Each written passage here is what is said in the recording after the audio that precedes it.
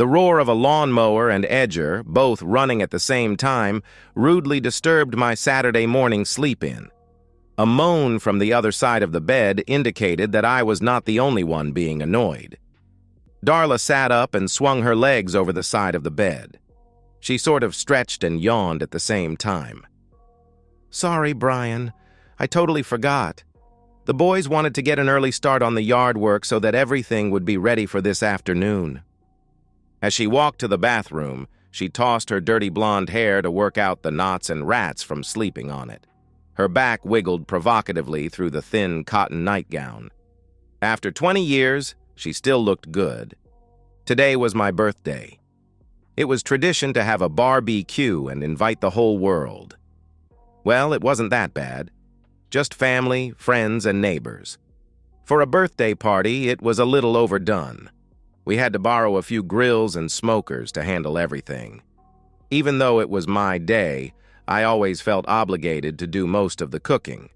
I wasn't that good at it, but it turned out to be as expected. The best thing about it was that the cook always had a cold beer in his left hand. I had to keep the right hand free to work the meat. "Would you like your birthday present now, or do you want to wait until tonight? The shower is warm and ready." Darla was grinning as she looked around the bathroom doorway. The nightgown was gone, and she was playing at being coy. "I'll see you tonight, little lady. Right now, I'm going to go down and help the boys. I'll shower later." Todd was 18 and would be leaving for Texas A&M in 2 months. Terry was a year younger and already had a scholarship locked in at Auburn. They were good sons, and I gave Darla all the credit for raising them right. The only things I directly gave them were a comfortable house and a good work ethic. I always regretted not being a better, more involved father. We worked the yard and the patio area over pretty well for a couple of hours, and then fired up some of the grills. I wanted to get the ribs started on the smokers first. Hamburgers, hot dogs, and steaks could be done as needed, but the ribs had to be pampered. Todd got the smoker started up while Terry smeared the dry rub all over the meat. Hell, the way things were going, I could probably sit back and let them take care of everything this year. Darla arrived just as we finished all our prep work. Her 2 sisters were coming over to help her with all the extras. There would be over 50 people to feed today. It is funny how friends show up when there is free food. I was 40 years old, but still felt like 20, and the next month, Darla and I would celebrate our 20th wedding anniversary. It was a good marriage. The intimacy wasn't as hot as it had been during the earlier years, but it was still great. It seemed to drop off about a year ago, shortly after Darla started work. The fear of an empty nest pushed her out of the house. I was happy if she was happy. We didn't need the money, but she needed the social interactions. The boys and I hit the showers. I had a new shirt just for the occasion that my mother had dropped off earlier in the week. It wasn't exactly my style, but I was obligated to wear it. I looked like a Hawaiian pimp. Darla wisely insisted that I wear an apron. Of course, I had a nice one that said, "Don't kiss the cook." It wasn't long until our guests started dribbling in. Some brought dishes of food, some brought presents, and some brought liquid refreshments.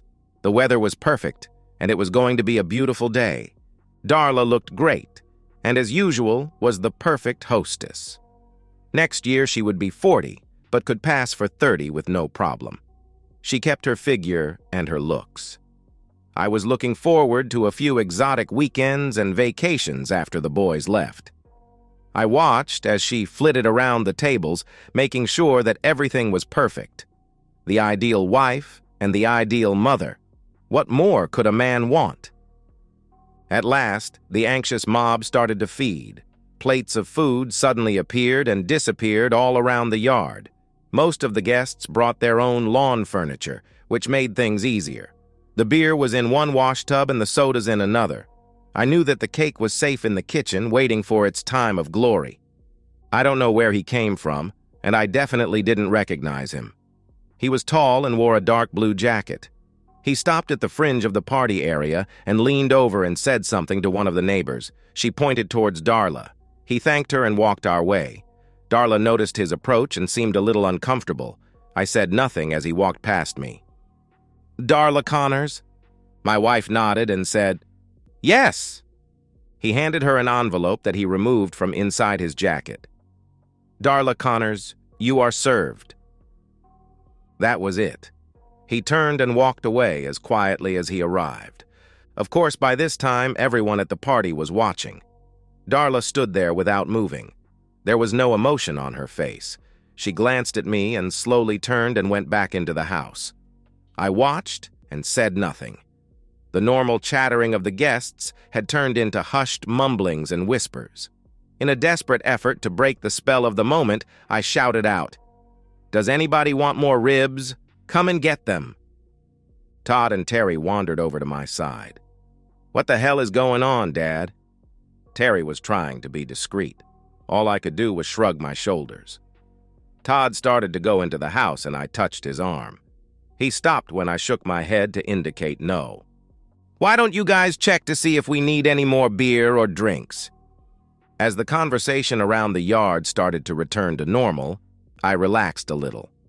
After 10 minutes, I decided that it was time to confront my wife. I didn't get the chance. "Dad, Mom is leaving with the Mustang." Terry pointed toward the front of the house. My black Mustang convertible was racing down the street, faster than it should have been. The backyard got quiet again as everyone watched her speed away. Darla normally drove the minivan, but it was parked in. The Mustang was handy. There were a lot of unanswered questions, but I guess that they would have to wait until my wife got home. Things went downhill after that. Darla's sister Peggy brought the cake out, and I made a half-hearted attempt to look happy.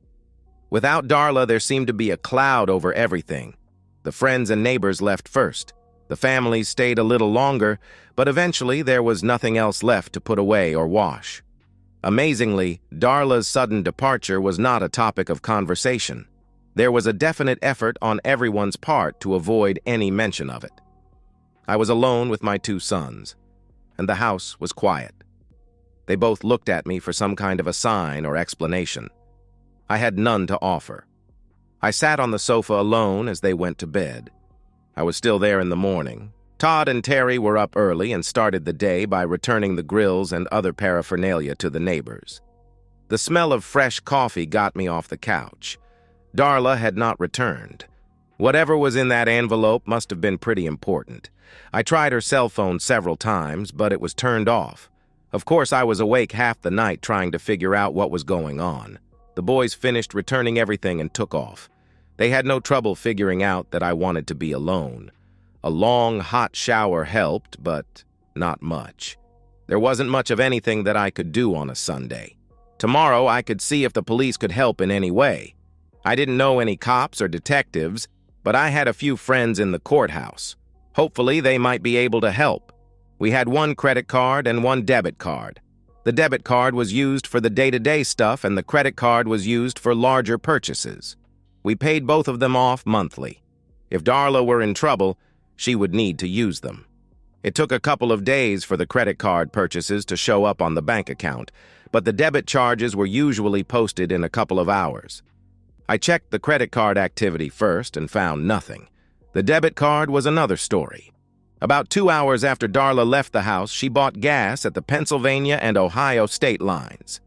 2 hours later, she got some in Illinois, and the last transaction was an ATM in Cedar Rapids, where she withdrew $300.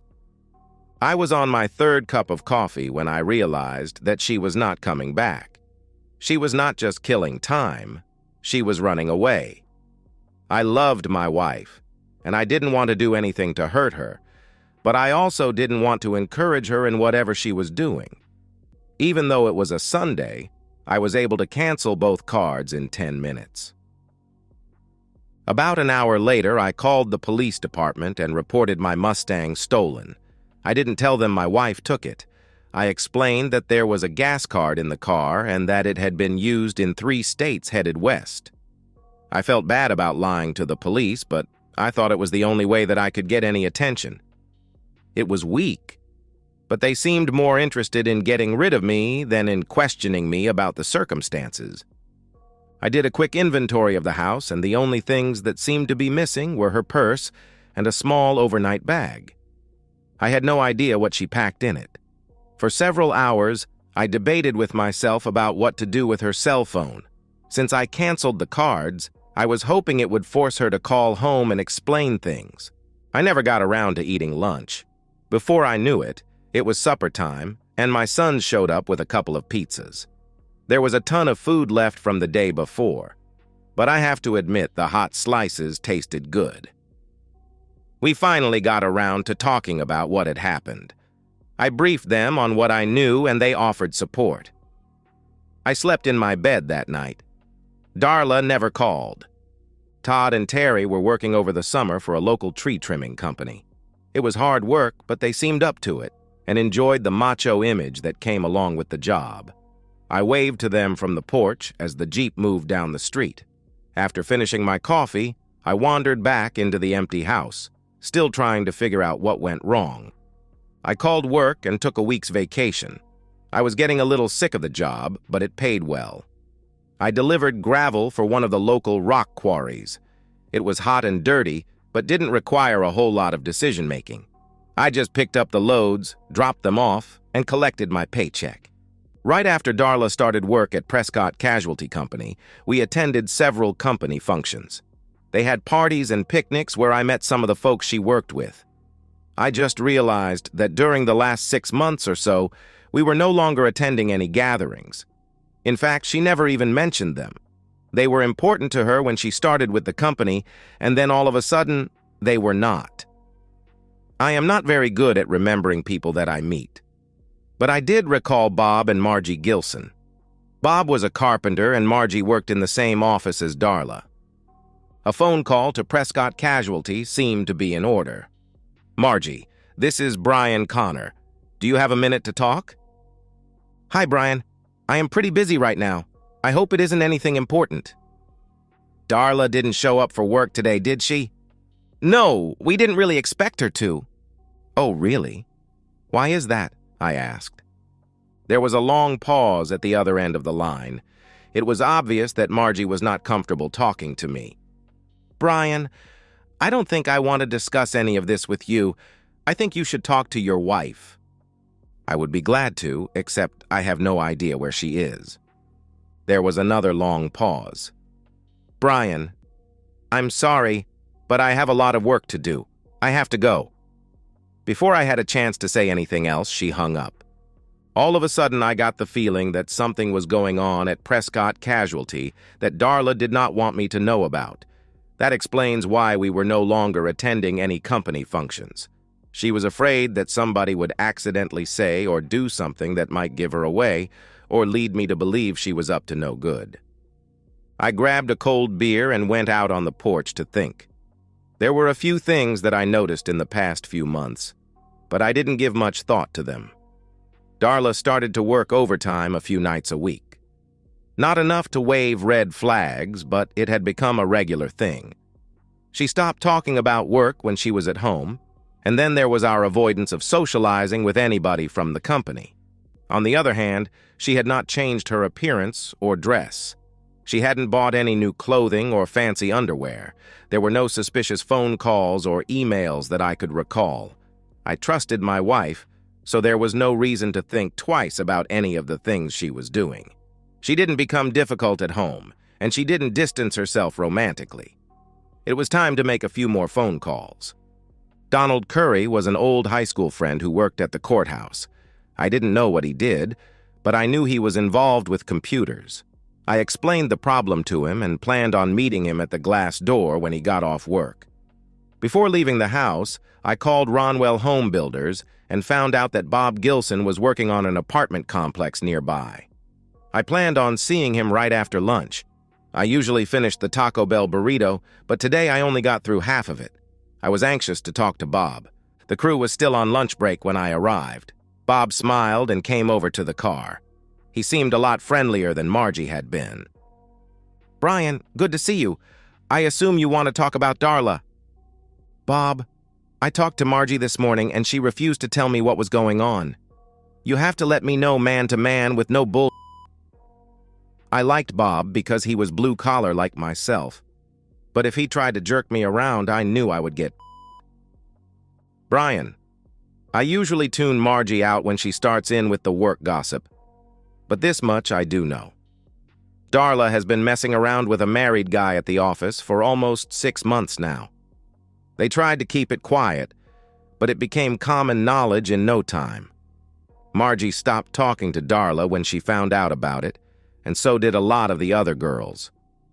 We missed you at the company affairs, but we figured that Darla was keeping you away on purpose. That is about it. I am sorry I can't do more for you. Do you know who the guy is? No, I don't pay attention like I should. I can find out for you. Don't worry about it, Bob. I'll sort it out. That pretty much summed things up for me. There was no misunderstanding. It was just a stupid husband who had no idea what was going on in his own house. 10 minutes later, I canceled her cell phone service. Now she couldn't call home. I was on my way back to the house when I got a cell phone call. The police in Cedar Rapids found the Mustang parked in the bus station depot parking lot. It had been towed to an impound lot, and I could pick it up any time after paying a $300 fee. I stopped by the police station, and they gave me a hard copy of the report. The only conclusion I could draw was that Darla had abandoned the car and switched over to the bus. There was no way that I could find out where she went, but I assumed it was westerly. I didn't even know that she knew anyone in that area. I stopped by the bank and closed all the joint accounts and opened new ones in my name only. I changed the beneficiary on my insurance policies to the boys. I got to the glass door early, and I had too many drinks before Donald arrived. Brian, there was a divorce hearing today, and Darla was called to testify. Of course, she didn't show up. Marcia Ridgway was divorcing her husband Kelsey using adultery as the grounds. Mrs. Ridgway wanted Darla to testify that she was the woman that her husband committed the adultery with. So the divorce did not go through without Darla's testimony? I asked. No. It all went just as planned. It seems that Mrs. Ridgway had photos, videos, and taped phone calls that all supported her claim. She didn't really need Darla's confession. I think that she had her called just to embarrass her. Sounds like it worked. What is Darla's status now? The best I can tell is that nobody cares anymore. There is nothing new that she can contribute, and it doesn't matter anyhow. Kelsey Ridgway, more or less, admitted to everything after his wife's lawyer presented all the evidence. The judge granted the divorce on the spot. It becomes final in 6 months. He is getting reamed on child support and alimony. He had kids? I asked. 3, all under 10 years old. He will be paying for that mistake for a long time. Donald and I talked for a while until he begged off to get home to his family. I thanked him for the help and asked the barkeep for some coffee. I was going to get one of the red pickled eggs out of the jar on the bar, and then I remembered the party leftovers. I had a little more to drink than I should have, but still managed to make it home without killing myself or anyone else. It was a stupid thing to do under the circumstances. I wrapped 6 ribs in tin foil and popped them into the oven while I took a shower. By the time I got back to the kitchen, all that was left was a pile of bones. Todd and Terry got home and headed straight for the pork. They pulled my leg a little and then took a second batch out of the stove. Todd was all excited about the Mustang situation. After a 20-minute discussion, I finally agreed to let both of the boys take a bus to Cedar Rapids and drive the car home. I gave them $600 to cover expenses. Terry drafted up a note on the computer giving them permission to pick up the car and to drive it home. He seemed to know what he was doing, so I kept my mouth shut and signed it. The next morning, we all had breakfast at IHOP, and I dropped them off at the bus station. I giggled a little as they boarded. They had no idea what 2 days on a Greyhound would feel like. It was a great life lesson. I called the Cedar Rapids Police Department so that they would be expecting them. They promised that there would be no problems.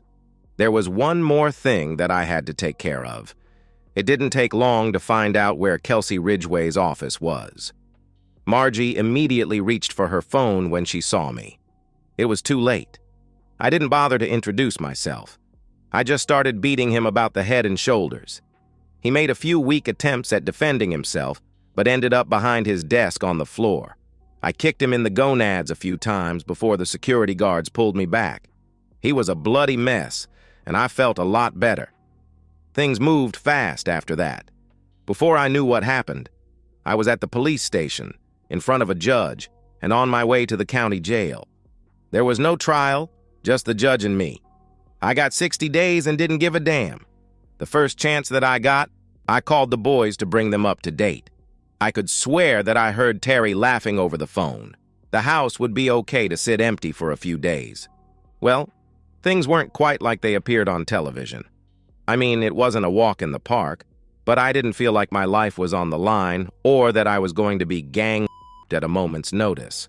Mostly, it was a bunch of nasty farts that couldn't play nice with others and a bunch of stupid kids. The kids and the farts didn't mingle much. A private room was out of the question. I ended up sharing a cell with a 300-pound gorilla named Jocko, who beat his wife when he found her in bed with his brother. I didn't know what happened to the brother. Jocko and I got along fine. I took the top bunk, of course. The dining hall food was heavier on carbs than I liked, and Jocko was more than willing to help me out with what I didn't want. Other than the fact that he farted more than any other man in the state, he was an ideal roommate.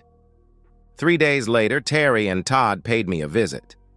The car recovery trip went perfectly, but they were not looking forward to any bus trips in the near future. They didn't have any information about Kelsey or about their mother. They brought me 2 cartons of cigarettes, even though I don't smoke. Todd said he thought they would be valuable for trading. He saw too many movies. Jocko, however, was overjoyed when I gave them to him. He said he needed to smoke to keep his weight down. I had no trouble leaving the boys in the house alone, and apparently neither did anyone else. Todd left for school the week before I got out of jail. He took the minivan and left the Jeep for Terry.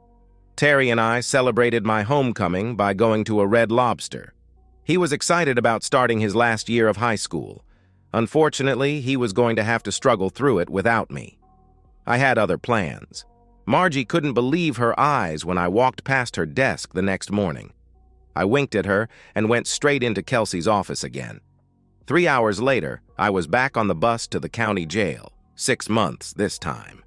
Terry thought it was funny and immediately called his brother at College Station.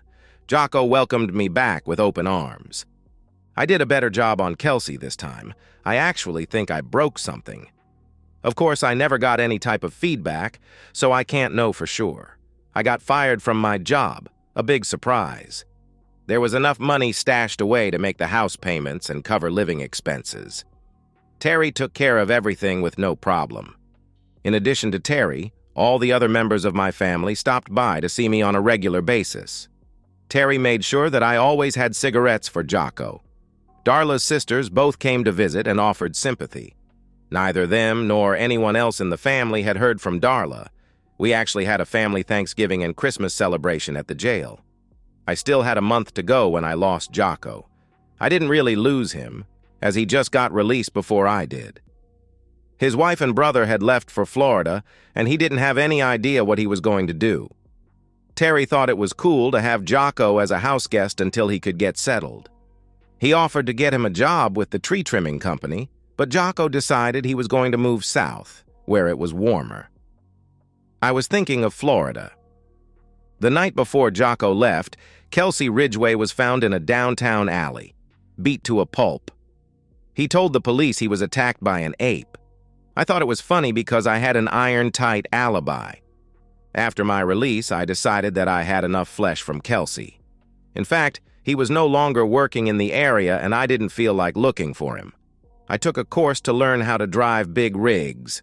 It wasn't much harder than the dump trucks that I was used to. I had to kill a few months until Terry started at Auburn, so I spent the time fixing up the house. I wanted to sell it, but it was in both of our names, and I didn't want the hassle. No one had heard a word from Darla since she left.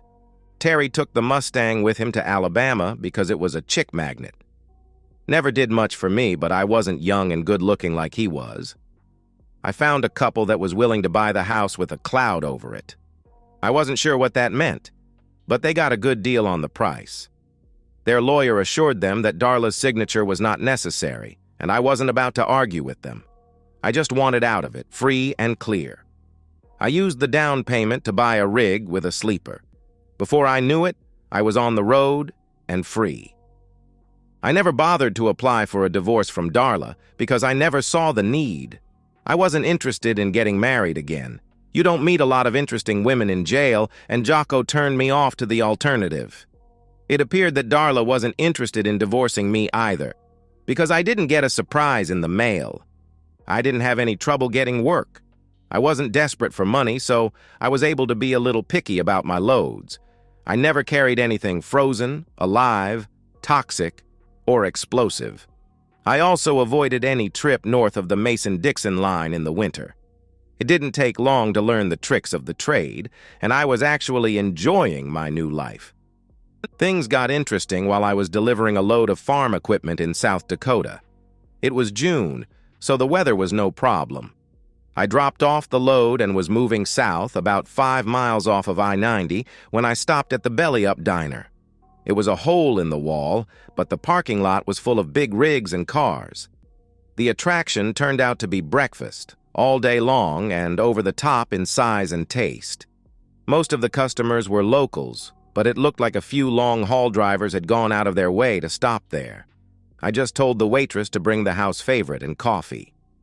3 big screen TVs were showing 3 different programs that nobody was really watching. The one closest to me seemed to be running mostly political ads, and one of them caught my eye. John Hemingway was running for the U.S. House of Representatives. He was good-looking and seemed to have a silver tongue. Standing aside of him, dressed like Jackie Kennedy with a big smile on her face, was his new wife, Darla. My Darla. My reverie was disturbed when the biggest plate of hash I ever saw was plopped down before me. "There you go, big boy. Do you need anything else?" "Tabasco," I replied. The hot sauce was hidden behind the pepper shaker. My server, Betsy, giggled a little as she moved it from its secret place to my plate. "Are you good now?" "Almost. Who is that woman standing beside that slick talker?" She gave a little snort. "That's Hemingway's new arm candy. He needed a wife so he could run for office. There was a rumor going around that he was not straight, if you know what I mean." I started dumping the Tabasco on the pile of hash. "She looks a little old to be arm candy." "I guess you can't be too choosy when you are in a hurry. She is pretty, however, and I think older women make better lovers, don't you agree?" She did look good. Her blonde hair was now auburn and looked like it had been styled at a fancy salon. Her makeup was perfect, and the dress fit her like a glove. It wasn't exactly a dress, more like a tailored suit. I took my eyes away from the television and noticed that my waitress had gone back to work. The hash was great, and it was easy to see why the parking lot was full. My coffee cup got filled twice before I cleaned my plate. The pie looked good, but I didn't have any room left. Betsy took my empty plate and slid the check in front of me. "Is he going to win the election?" I asked. "Not if we can help it. He has big money behind him from important people in Sioux Falls. None of the locals want anything to do with him, but we don't have the votes or the money to stop him." I was snickering as I pulled out my money clip. "You know something, don't you?" "Are you sure they got married?" I asked. "Yep. They actually did it on TV like it was a reality show or something. No honeymoon, though. They said they were waiting until after he was in office." I was still smiling when I dropped the 10 on the counter. "Mister, you better tell me something before you walk out that door. I am not looking for trouble, and I am not sticking my nose where it doesn't belong. I would like a favor, however." "What's that?" she asked. "Can I catch a couple of hours of sleep out front before I hit the interstate?" "No problem, but watch out for those coke women. They sneak up here every now and then. They are dirty, nasty women." I nodded my appreciation, and I was still smiling as I walked out the door. Betsy was watching from the window as I climbed into the rig. I was just starting to enjoy some well-deserved sleep when the banging started on the door. I ignored it for a few moments, but it didn't stop. Go away. They said it was okay for me to park for a couple of hours. Whoever it was did not leave, so I was forced to open the door. Betsy said I had to talk to you. Do you have a few minutes? It was dark, and it was raining. All I could see was a hard-looking woman in a poncho. I didn't break any laws. Leave me alone. Just give me 10 minutes. She looked and sounded determined. Sorry, lady, I am not interested. Go get one of the other guys. I'm not a hooker, damn it. I need to talk to you about Hemingway. I'll meet you inside in 10 minutes. That seemed to placate her. She had half a smile on her face as she closed the door. Maybe it would have been better to just let her get into the rig, even though she was soaked. I checked my watch as I pulled out the rain gear. I only got 3 hours of sleep. The restaurant still had a decent crowd. There was an area by the door that held all the rainwear. In a couple of months, that would all be snow gear and boots. She was sitting in a booth by the front window with 2 cups of coffee. Her hair was straight and shiny black with a small white streak on one side. Judging by her complexion, she was an outdoor type of girl, well tanned and not soft. Actually, she was nowhere near to being a girl. She was at least 35, maybe pushing 40. The whole image was rounded out with high cheekbones and no makeup. I held out my hand as I sat down. Brian Connors, Sally Wilmot, do you want anything to eat? No thanks. I just had the hash special, 3 hours ago. I don't think I will be eating for a while. She responded with a polite smile. Betsy said that you might know something about Darla Hemingway. I wanted to talk to you before you took off. What the hell is so important about Darla Hemingway? My brother Franklin is running against him in the election. Oh, I see. This is a personal thing. Not really. Franklin represents the people in the area, the farmers, ranchers, and Native Americans. Hemingway is looking out for the Sioux Falls businessmen. We are not anti-business, but we don't feel that a lot of people will get a fair shake if Hemingway gets elected. Okay, but I still don't see what his wife has to do with any of this. We don't either. All we know is that something is not right. Our election committee tried to do a background check on her and ended up with nothing. His campaign people are not releasing any information about her. This might all be nothing, but we are getting desperate, and Betsy said she thought that you might know something. I guess I better not become a professional poker player if a waitress can read me that easily. She leaned back in her chair. She was right. You do know something. Are you going to tell me, or am I going to have to beat it out of you? I finished my coffee and grinned. I found her choice of words amusing. In fact, it was downright funny. I waved my empty cup at Betsy and leaned forward. I think I like the second option best. I have no idea what possessed me to say that. It was not in my nature to be a wise ass or use innuendos. I guess it was because I liked her demeanor. She was confident and straightforward. I got the feeling that she always knew what she wanted and knew how to get it. Betsy finished the refills, and Sally Wilmot was staring at me. I am sorry. That was rude and impolite of me to say that. I'll answer any questions that you may have. Sally covered her mouth and let out a little laugh.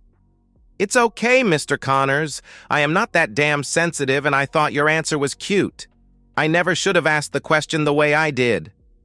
Oh, good. That means the second option is still open. No, damn it. How do you know Darla Hemingway? She is my wife.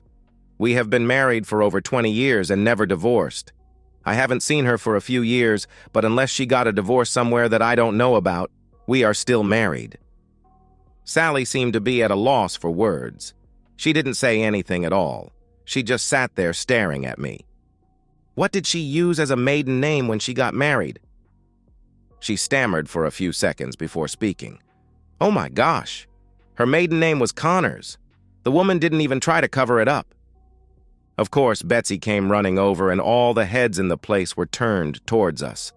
I was a little embarrassed at the attention, but Sally seemed elated. Sally jumped up and kissed Betsy right on the lips. She walked over to the foyer area and took out her cell phone. Betsy was blushing a little and leaned over toward me. "What the hell did you tell her? I haven't seen her this excited in 5 years." The smart guy that was hidden inside me for many years was starting to emerge. I looked up at Betsy and said, "I told her that you and I were going to get married." She immediately realized that it was a joke, and I was rewarded with a punch on the arm. "Are you going to tell me?" "No, I'll let Sally tell you. I'm going to go back to my rig and see if I can get back to work. It's been nice meeting you, Betsy." The rain had stopped, but I never made it to the rig. Sally had me by the arm before I was halfway. "You can't leave yet. You have to talk to Franklin. It won't take long, just a few minutes."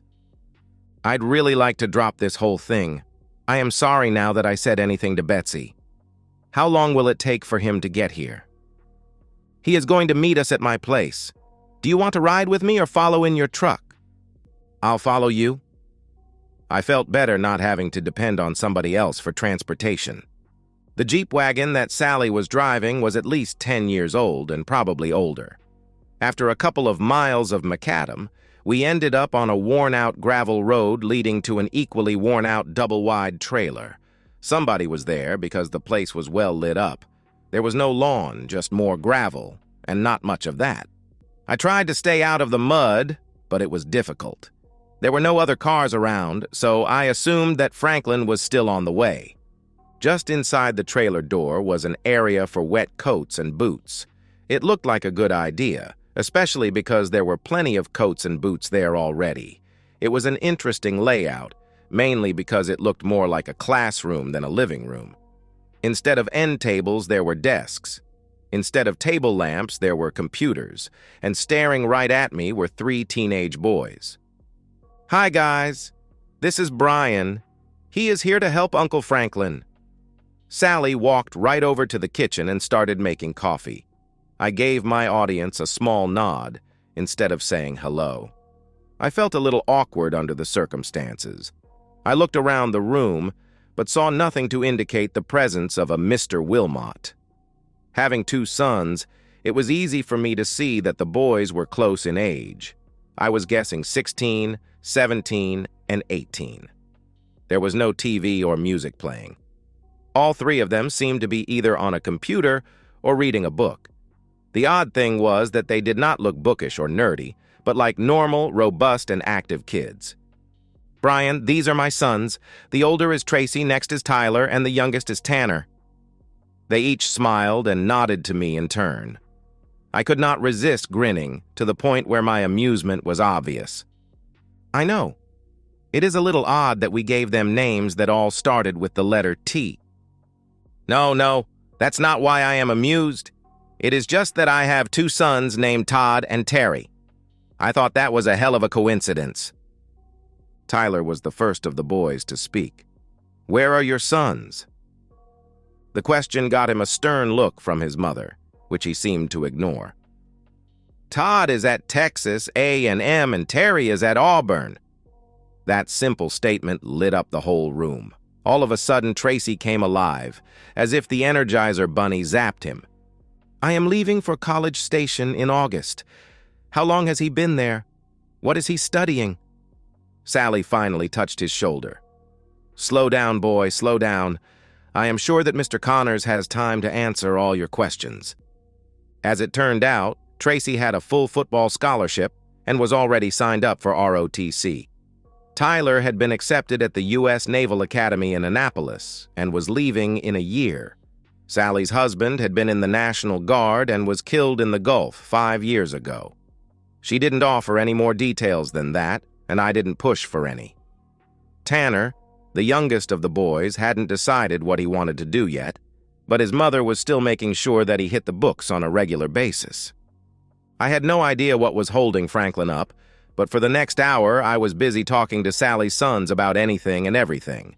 Sally just stayed to the side and watched as I connected with them, just as I had connected to my own.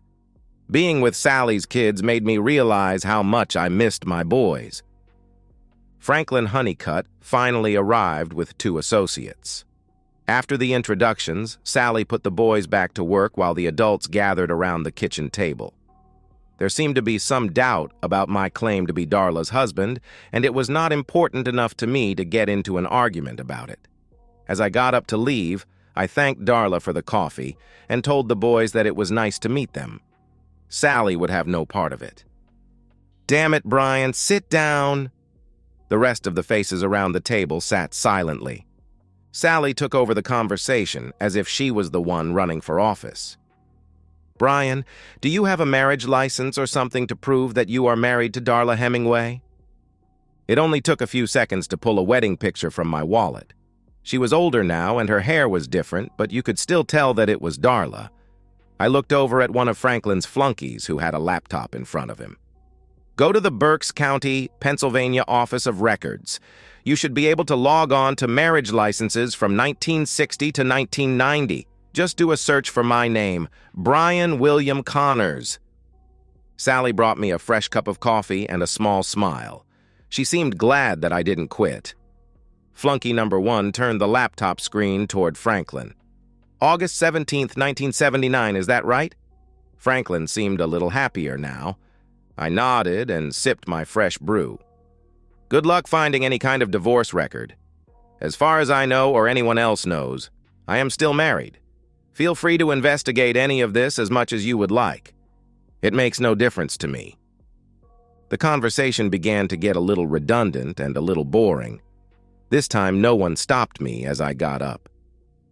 "Do you mind if I catch a few Z's in your driveway before I leave?" "No, not at all." Sally walked me to the door. I looked back to bid farewell to Franklin and his cronies, but they were deeply engrossed in whatever it is that politicians do. The boys each gave me a small wave or nod as I left. An hour later, I heard Franklin and his group leave. I figured that I was all set for the night. Finally, when I heard the rapping on the door again. Sally jumped into the cab with a flannel nightgown on. She put her finger up to her mouth, indicating that she didn't want me to speak. We were far enough away from the house that the boys couldn't hear anything, but I think she just didn't want any conversation. She spent at least an hour with me in the sleeper. It was passionate and loving, but a little uncomfortable. Rig berthing arrangements are great for sleeping, but that is about it. I did the best that I could under the circumstances. She left as quietly as she came. No words were spoken. The sun was up when the door started making noises again. It was Tanner, telling me to come into the house for breakfast. Luckily, boys and men like the same kind of food, and Sally knew how to make it. I spent another hour chatting with the guys and felt fairly comfortable enough to ask Sally for permission to take a warm shower before leaving. An hour later, I was finally on the road, but not for long. It was a local sheriff that pulled me over before I reached the interstate. It seems that Mr. Honeycutt needed to talk to me some more. I got to follow the police car back to the belly up where Franklin was waiting for me. He was in the middle of breakfast and invited me to join him. Betsy brought me coffee and took the opportunity to give me a big wink. She must have been a closer friend to Sally than I thought. It seemed that Franklin's legal advisors wanted me to stick around. I used the trite old phrase, "time is money," to discourage him. But he just laughed and kept on eating.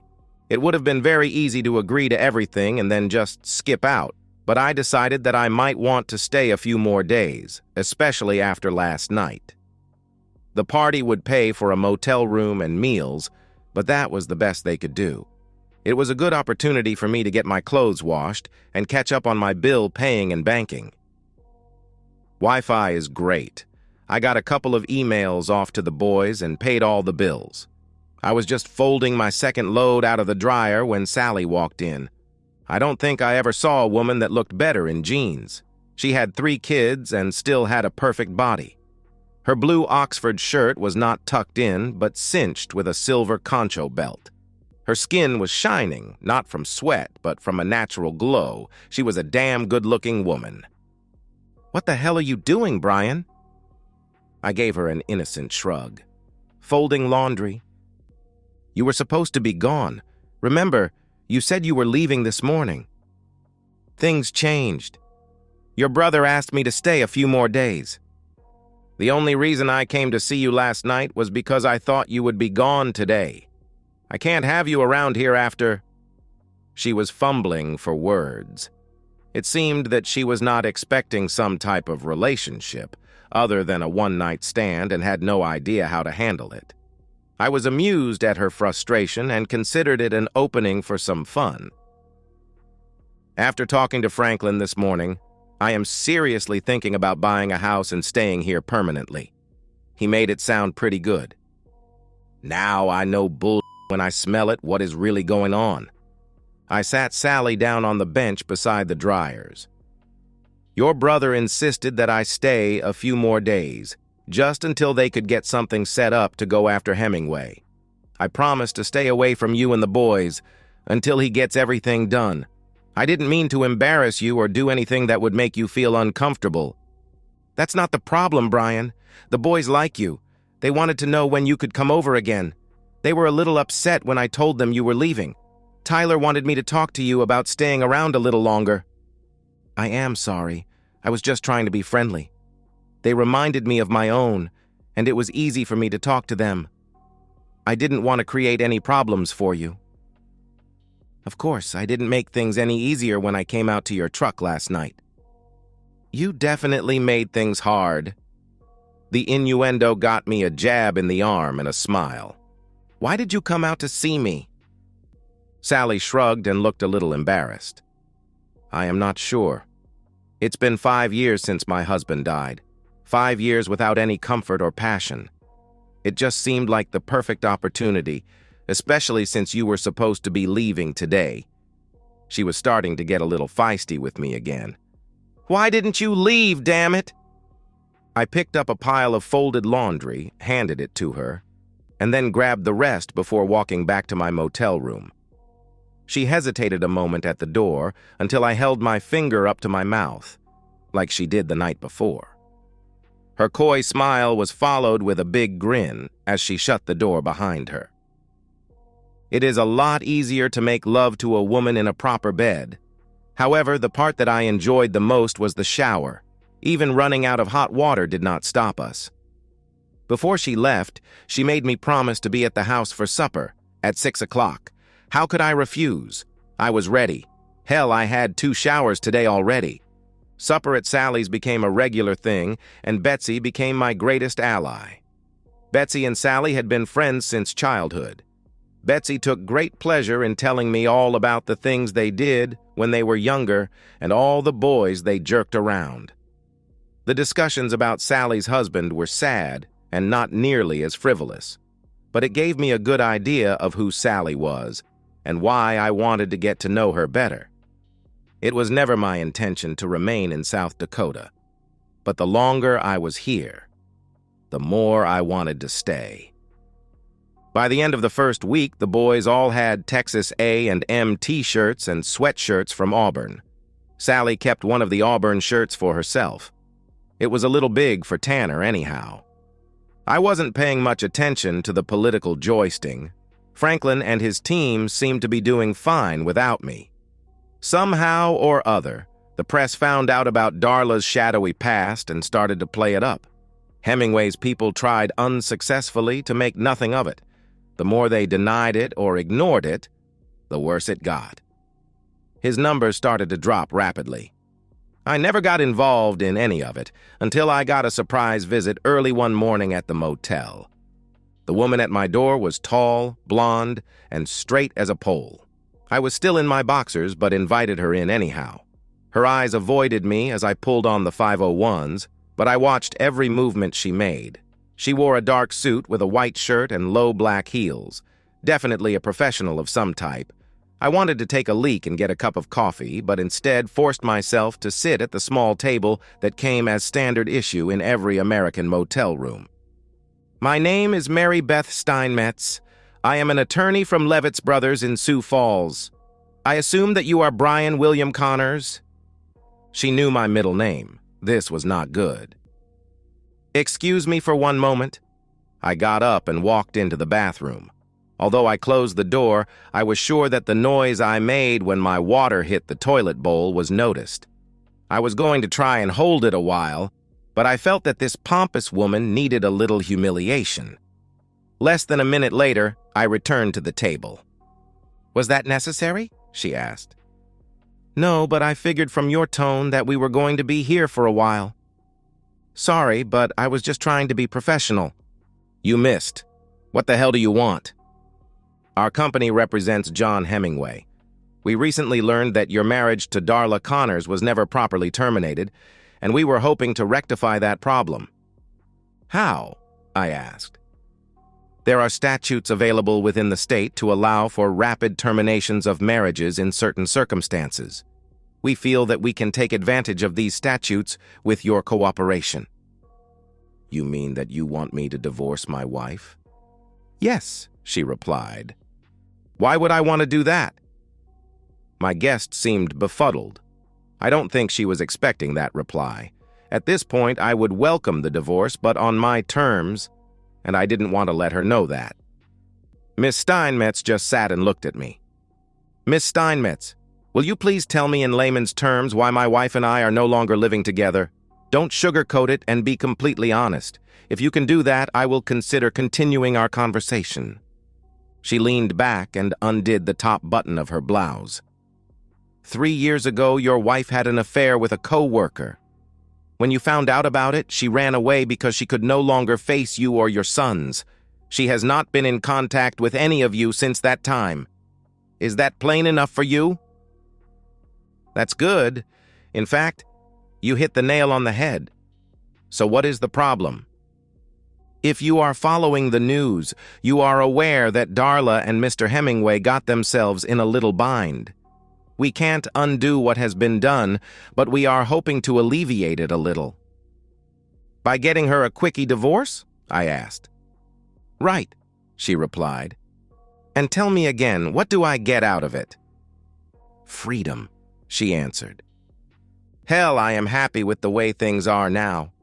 You are going to have to show me how my life will be better, not the same." "What do you want, Mr. Connors? Do you want money? How much? Give me something to work with here." "What are the terms of the divorce that you are proposing?" "There are none. That is why it can be done so quickly. No money changes hands, no assets to divide, and no custody issues. You both walk away with what you have, and neither one of you owes anything to the other. It is clean and final." "How long does this take?" "Less than 90 days, she answered. "That means that it will be final before the election?" "Yes, I believe it does." She admitted it, but didn't want to play it up. "Do I have to see my wife?" "No. In fact, we would prefer if you didn't." "Do I have to stay here until it is over?" This question brought a sigh from my guest. "Yes." "Okay, I'll agree to it on one condition. You have to pay for my room and board until it is completed." Mary Beth Steinmetz suddenly got a smile on her face. I could tell that this was better than she had hoped for. I probably could have hit her up for some big bucks, but right now just getting free sounded good. "I can prepare the papers and have them ready for your signature this afternoon. Would that be okay?" "Perfect. I will have to check with my lawyer, but I don't think that there will be a problem." I didn't have a lawyer, but I wanted to run it past Franklin first. "Your lawyer?" she asked. "Give me your card. I promise to call you if there is anything he doesn't like. If you don't get a call, bring me the papers." I was glad that it was over because I needed some breakfast. I walked her to the door, barefoot in my jeans and no shirt. As she drove away, I saw Sally across the parking lot. Before I could wave her over, she sped down the road. After a quick shave, I dressed and headed over to the Belly Up. Betsy gave me a stern look with my coffee. "Do I get a chance to explain?" "Not to me, Mr. Connors. You better have a good story for Sally, though." The breakfast was hot, but the company was cold. I finished as quickly as I could and called Franklin. He was out of town, but we got to talk for 20 minutes. He was tickled pink about the whole situation and told me to go with it, but make sure that I got copies of everything. He sounded like he had control of the situation no matter which way it turned. I asked him to call Sally for me. He was still laughing when he hung up. There was a big power wash station down by Interstate 90. I spent at least an hour getting the rig steam cleaned and vacuumed, and then finished it off with a hand wax job. That took another hour. It would have been easier just to pay and have it done, but I needed the therapy. I grabbed lunch at the Cracker Barrel before heading back. I have avoided the wrath of Betsy. This time, she was parked right by the door to my room. Sally got out of the Jeep as I pulled up and looked a little sheepish. It was easy to see from her expression that Franklin had called her. She spent the next 2 hours apologizing to me. Sometimes guilt is good. She was gone when Miss Steinmetz returned with the papers for me to sign. For some reason, she also made me accept a check for $10,000. Hemingway's campaign continued to go down the tubes, but my divorce petition moved right through the legal system. Tracy was now at College Station and had a friend to look after him. I was officially divorced just before the election. Franklin won and promised to pay me back for my help. I didn't feel that I did anything, but I told him that I would call it even if he gave me his sister. That got me another punch in the arm from Sally. Things didn't go so well for Darla. After the election, somebody decided to charge her with bigamy anyhow. Before they could do anything, she just disappeared. She was good at that. I never got to see her or talk to her. I sold the truck and bought a house and a small gravel pit near Huron. Sally and I married at Christmas, and my 5 T-boys were all there. Betsy moved into the double wide and promised to take good care of it. The sonogram said we were going to have a girl. Does anybody know any good girl names that start with the letter T? And so, we've reached the end of today's story. Was it what you expected, or did it take a twist you didn't see coming? I'm curious to hear your thoughts. Share them in the comments below, and let's get a conversation going. If this story kept you hooked, make sure to hit that like button. And if you're new here or just haven't subscribed yet, now's the perfect time to join our community. I bring you fresh, captivating stories every day, so click that subscribe button and turn on notifications so you never miss out. Thanks for watching, and I'll see you in the next one.